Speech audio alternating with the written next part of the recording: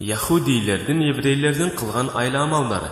СМСти 10 адамга жөнөт, болбосо баландай түкүндөн болуп каласыңар дегендин негизги түп тамыры аныкталды. Акыркы учурда бул СМСти 10 адамга же 20 адамга жөнөтсөң, 5 мүнөттөн, 1 күндөн же 10 күндөн кийин багың ачылат. Жашооң жакшылыкка бурулат. Жалкоолук кылба, Аллах үчүн эринбестен бул катты тарат деп жазылган СМСтер көп эле келе баштады.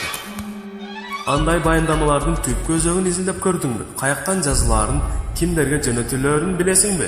Ал каттарды жөнөтүүдөн максат эмне? Кайсы өлкө ойлоп чыгарып жатат? Эгерде бул суроолорго жооп таба албай жатсаң, анда төмөнкү маалыматтар ага толугу менен жооп боло алат. Тель-Авивден чыкчу News гезитинин бир санында канткенде ислам дининин стабилдүүлүгүн жоготобуз, канткенде ислам динине үстөмдүк кыла алабыз деген темада макала жарыяланган.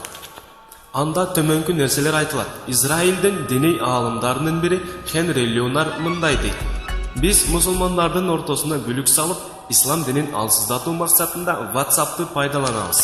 Ал бизге жардамчы болуп түнү-күнү кызмат кылат. Биз андай СМС каттарды дүйнө жүзүндөгү мусулмандардын көпчүлүгү сүйлөшкөн араб, түрк, хинд, фарси жана андан башка көптөгөн тилдерде жазып таратабыз.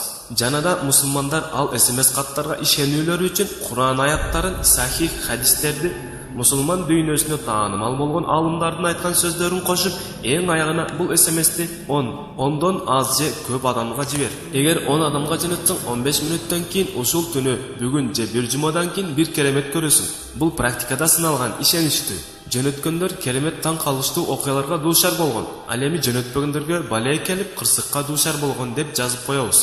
СМС каттарда жазылган убакыт өткөндөн кийин мусулмандар эч кандай керемет көрбөгөнүн, эч кандай өзгөрүүлөр болбогонун түшүнүшөт. Ал эми Аллах, пайгамбар же аалым деген сөздөрдү жөн гана жомок, болбогон сөз катары кабыл алып, аларды калп жалган деп түшүнүп калышат. Ошентип убакыттын өтүүсү менен биздин жөнөткөн СМС каттарыбыздын кайра кайталанып келүүсү менен мусулмандардын ыйманы алсыздап, динге болгон ишеними солгунда бара берет. Ушул жол аркылуу биз аларды өз динине толугу менен ишенбей экиленип калуусуна, акыйда ишенимдеринин бузулуусуна алып барабыз. Анткени алар дин дегенди мираж, жалган, калп деп түшүнүп калышат. Ушинтип отуруп биз аларга толугу менен үстөмдүк кыла алабыз. Урматтуу мусулман бир тууган, азыртадан бүгүндөн баштап ушул сыяктуу еврейлер жазган СМС каттар келсе, аларды өчүрүп салууңарды таратпооңузду суранабыз.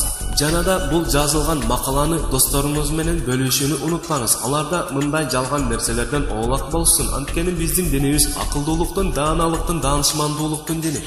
Жакшылык ишке себеп болуу аны аткарганга барабар. Бул маалыматты тараткандарга которулуусуна себеп болгондорго, которуп жазгандарга, бири-бирине жөнөткөндөргө, бөлүшкөндөргө Алла Таала эки дүйнөнүн бактылуулугун берсин.